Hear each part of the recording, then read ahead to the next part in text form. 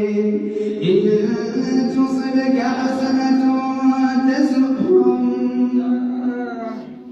وإن تصبك مصيبة يقولوا قد أخذنا أمرنا من قبل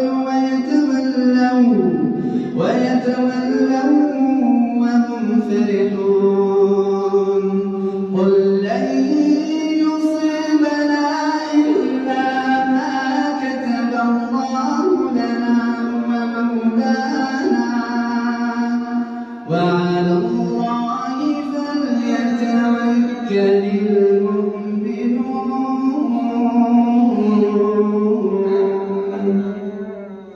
الله